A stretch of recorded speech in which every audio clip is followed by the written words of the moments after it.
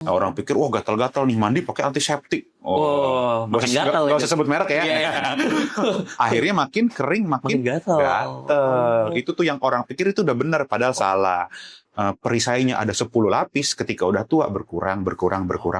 Jadi zaman dulu pas perisainya masih 10, kena bahan iritan, masih aman tangan dia. Wah, udah cuci tangan juga pakai thinner ini wah udah selesai. Thinner. Biasanya yang saya sarankan adalah pelembab yang khusus untuk kulit sensitif. Oke. Jadi nggak semua merek bisa emang, nggak semua merek bisa.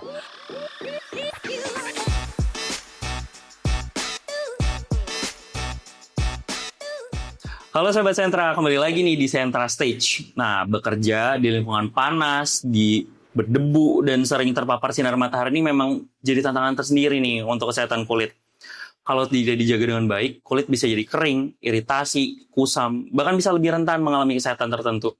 Nah, sebenarnya gimana sih cara menjaga kulit agar tetap sehat di tengah aktivitas dan paparan panas industri setiap hari? Nah, mending kita langsung aja tanya ke ahlinya. Oke, halo Dokter Lucky. Halo. Gimana dok kabarnya dok? Alhamdulillah panas. Panas ya.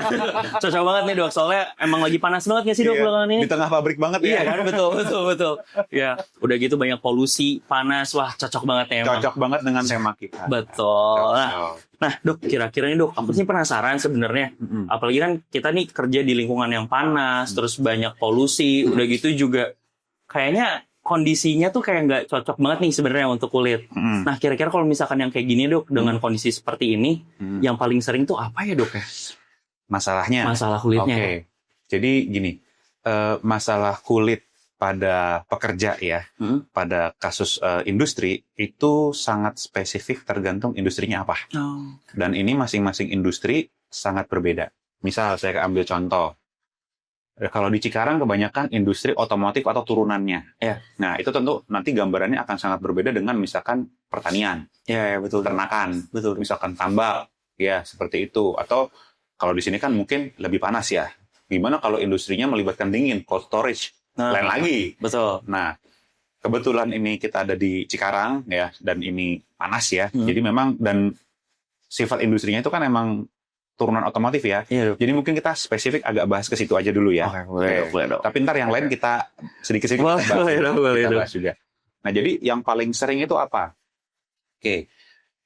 Berdasarkan datanya ya, ini worldwide ya, di seluruh dunia, sebenarnya hampir seluruh industri itu masalah kesehatan kulit yang paling sering muncul adalah kontak dermatitis. Kontak dermatitis. Entah itu alergi kontak dermatitis atau itu iritan kontak dermatitis. Ini antara dua nih. Balik lagi, apakah itu alergik atau iritan tergantung nanti dia industrinya apa. Saya kasih contoh. Misal industri otomotif dan turunannya banyak kontak dengan pelumas misalnya, cleaner seperti itu. Yang banyak ya iritan kontak dermatitis. Gitu. Itu yang paling banyak. Industri yang lain, pengolahan karet misalnya, itu banyak yang alergik kontak dermatitis karena ada bahan kimia tertentu tuh yang ditambahkan ke karet itu, ya emang banyak yang menimbulkan alergi, banyak yang alergi lah sama bahan itu. Kalau di medis misalnya, kebanyakan dermatitis kontak iritan karena sering cuci tangan. Betul. Nah, itu jadi masalahnya akan sangat berbeda tergantung industrinya apa. Seperti itu. Betul sih dok. Tapi yang jelas kontak dermatitis. Itu yang paling sering. Itu yang paling sering. Oke. Paham sih dok. Berarti mungkin kalau misalkan tadi kan bedanya dermatitis kontak iritan dan dermatitis kontak alergi kan tergantung dari paparannya ya dok ya, berarti ya. Nah, kalau misalkan dok, bisa nggak ya dok kalau misalkan saya megang besi atau megang atau mungkin karena sering kali nih dok banyak orang datang alasannya tuh kayak, aduh saya habis megang besi terus jadi ada ruam-ruam, terus mungkin saya pakai karet nih dok, pakai sarung tangan, nah kok jadi ruam-ruam. Nah itu juga termasuk nggak sih dok sebagai kontak dermatitis ini? Bisa. Nah jadi gini, ketika orang itu bekerja di suatu area industri, dia otomatis terpapar sama bahan-bahan yang tadi ya, yang sudah kita sebutkan tadi. Nah, biasanya kan perusahaan mereka akan menyarankan mereka untuk menggunakan APD, ya kan? Nah, jangan salah, kadang-kadang ada juga orang yang alergi sama APD-nya. Gitu. Atau bukan, kita nggak usah ngomong alergi deh. Tapi APD-nya ini seringkali menimbulkan masalah baru. Gitu. Saya kasih contoh. Misal, dia terpapar dengan bahan degreaser misalnya, atau cleaner, atau pelumas ya. Dikasihlah sarung tangan karet. Bahan dasarnya latex. Dia alergi latex. Masalah baru kan? Betul. Nah, jadi masalahnya bukan dermatitis kontak iritan, jadi dermatitis kontak alergi. Seperti itu. Nah, terus yang lain misalnya di industri lain yang mungkin membutuhkan penggunaan masker, ya kan? Jadi maskne, ya kan? Mukanya dijerawatan gara-gara pakai maskne itu mas akne nih, Dok.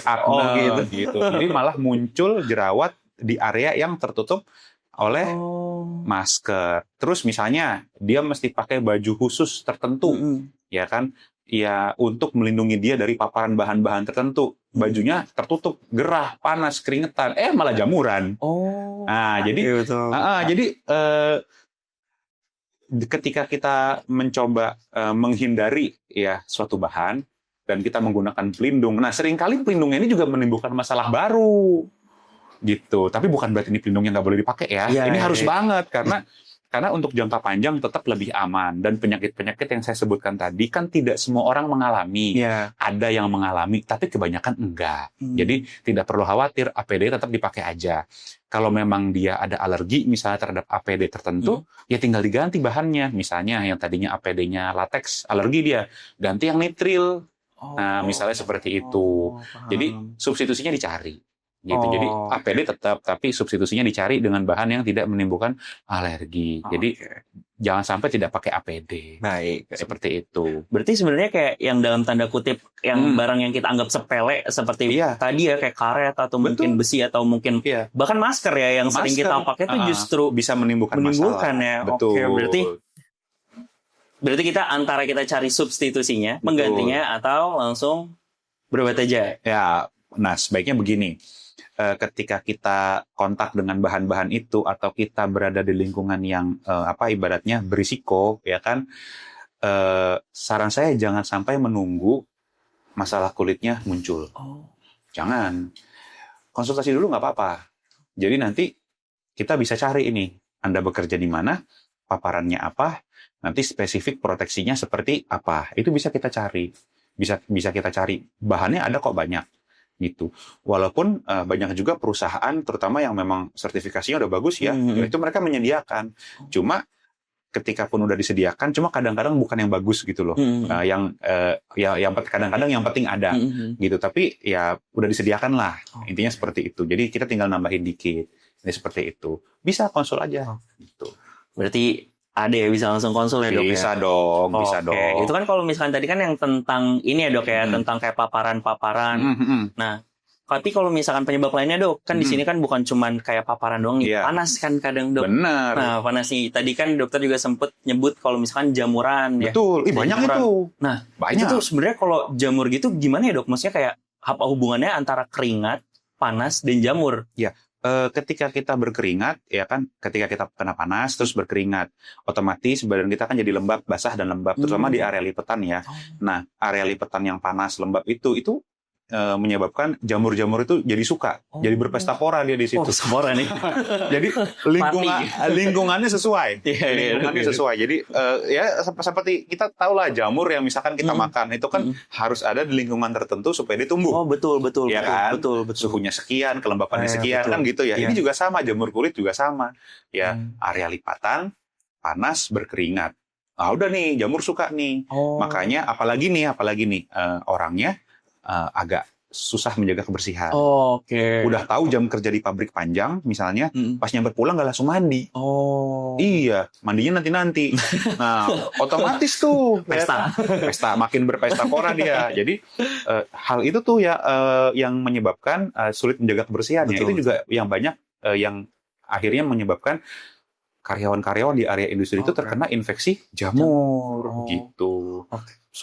Kondisi yang kerjanya yang panas ya kan berkeringat, jam kerjanya panjang, mandinya ogah. Itu repot sih.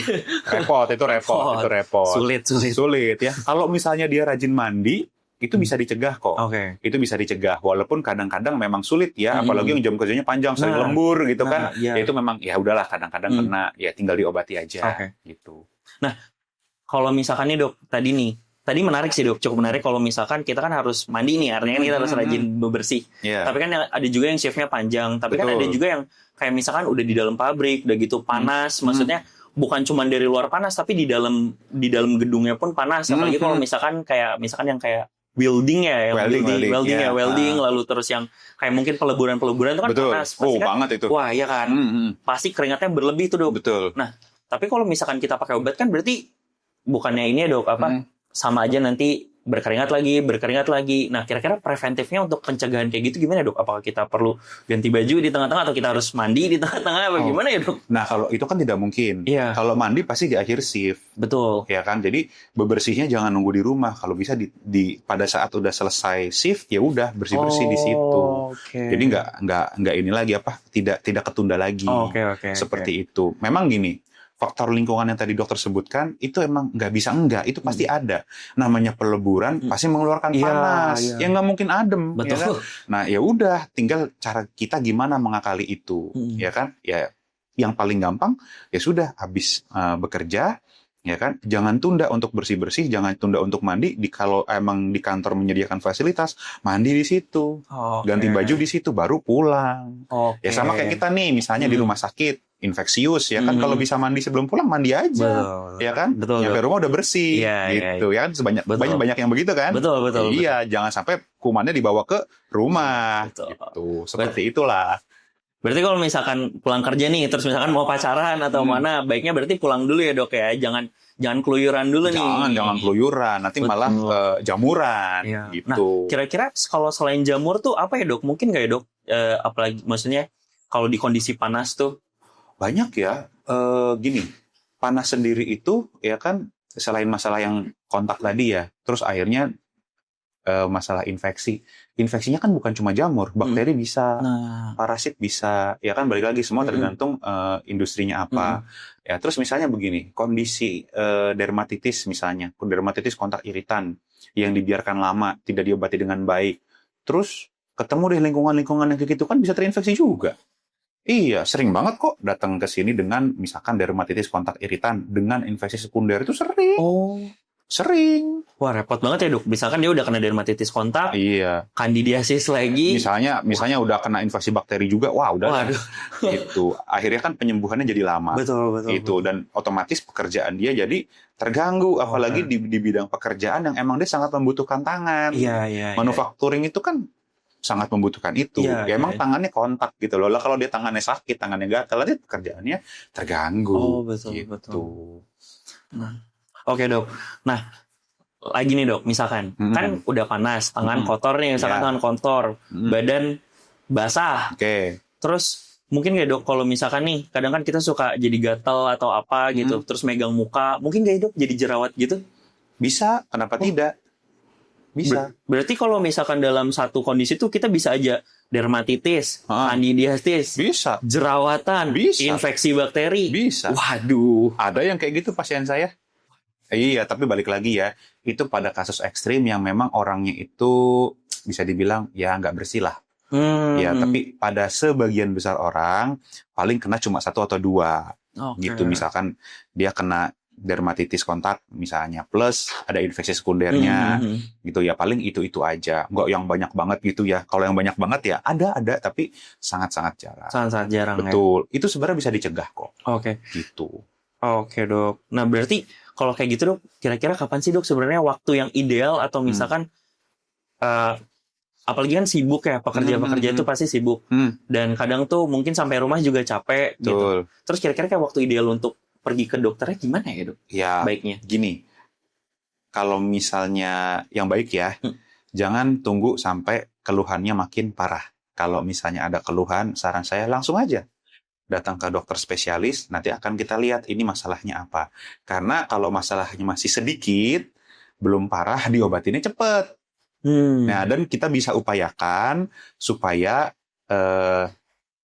supaya tidak sering kambuh. Bisa kita upayakan. Ada strategi-strategi tertentu yang bisa kita pakai.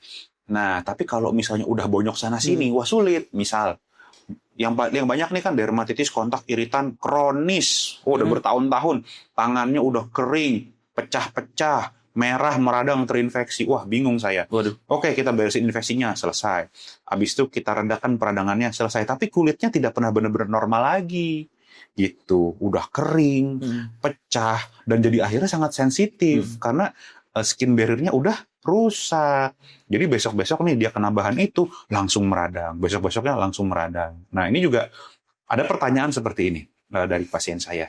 Saya dari dulu kerja begini dok, nggak kenapa-napa kok waktu muda. Kenapa akhir-akhir ini saya beginilah? Ya emang iya, dulu juga saya waktu masih muda nggak suka encok.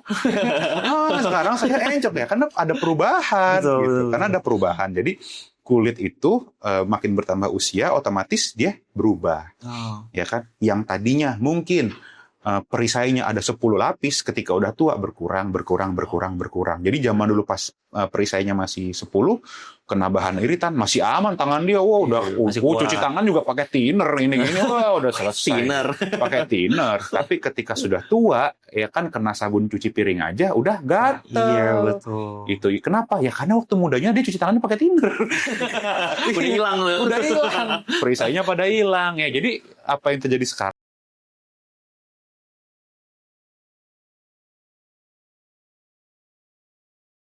Wah itu akan sangat sengsara nantinya gitu. Bayangin loh kena sabun aja gatel.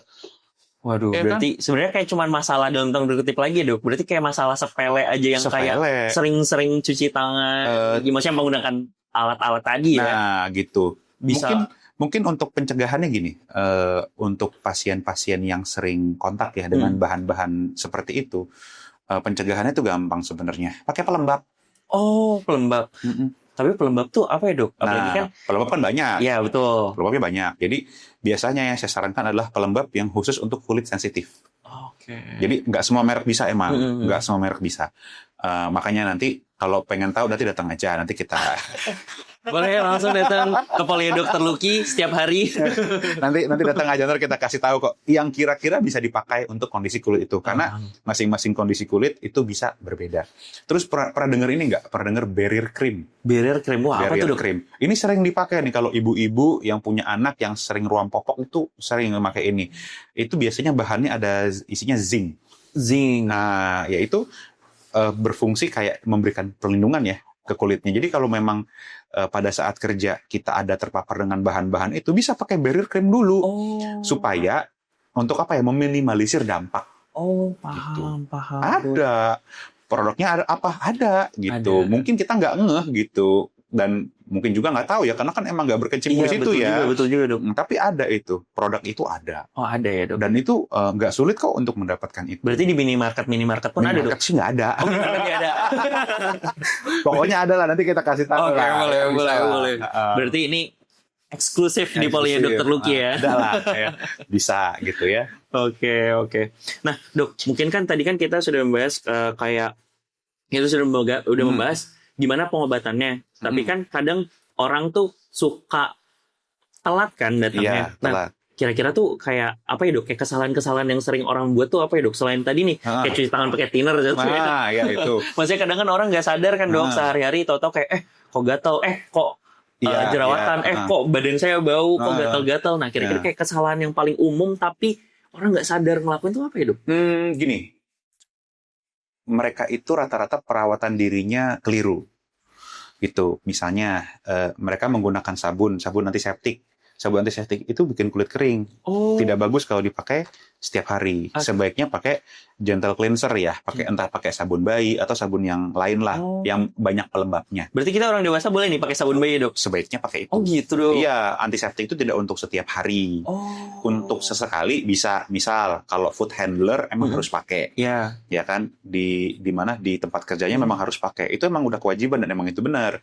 Tapi kalau di rumah kan nggak harus pakai antiseptik. Betul sih, betul. Paham kan? Paham. Gitu. Paham. Jadi mandi nggak harus pakai antiseptik. Jadi mandi dengan sabun yang banyak pelembabnya, nggak perlu yang antiseptik. Antiseptik itu malah bikin kering, mengganggu keseimbangan flora normal di kulit yang akhirnya nanti bikin kulit kering dan justru makin gampang meradang.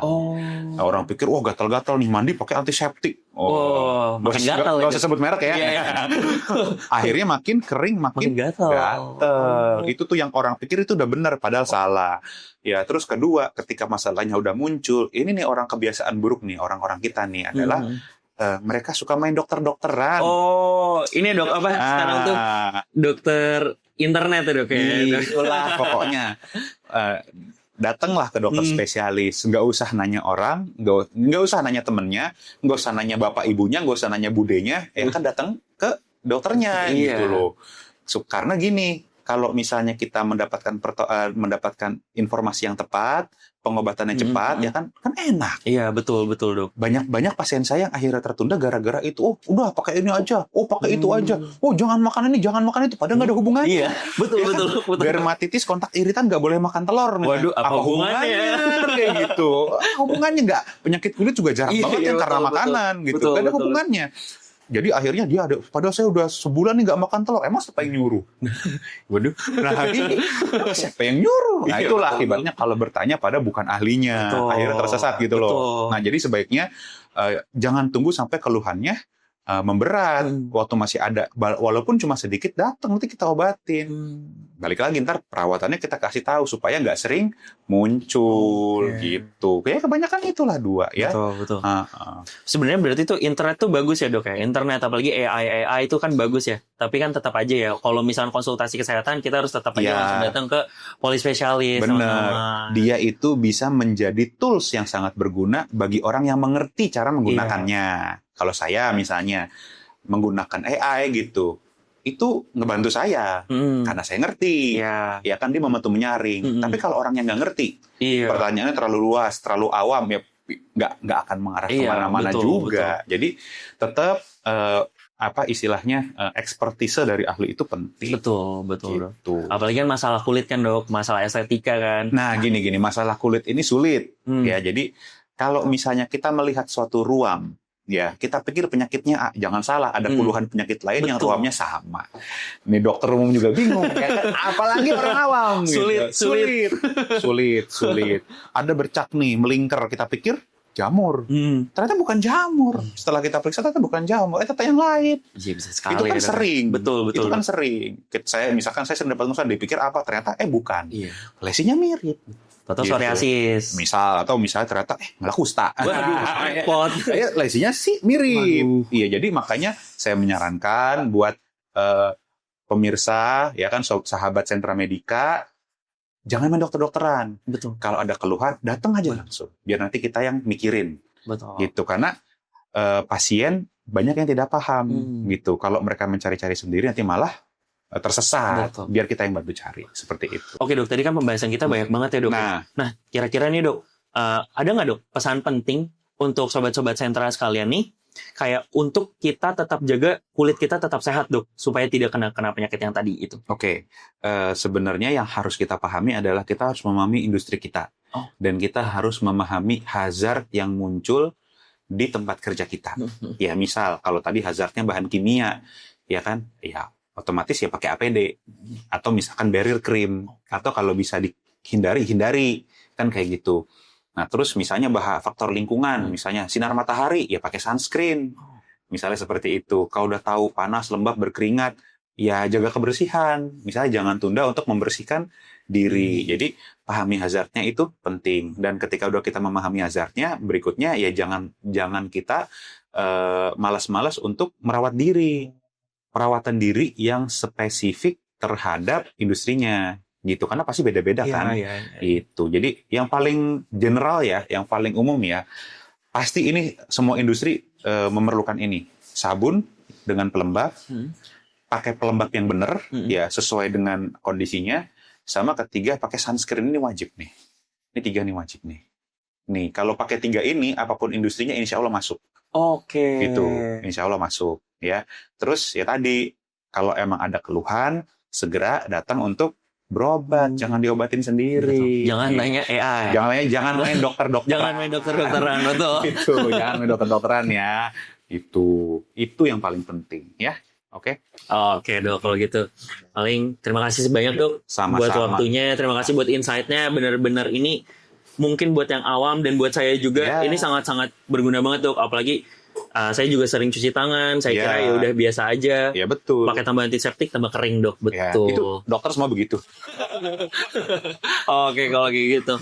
Sekali lagi terima kasih buat informasinya, terima kasih buat waktunya. Sangat-sangat berguna, sangat-sangat informatif. Semoga bisa kami terapkan di kehidupan kita sehari-hari ya dok ya. Oke, untuk teman-teman jangan lupa like, share, dan subscribe Sentra Stage untuk update edukasi selanjutnya. So, bye. Sampai jumpa di episode selanjutnya.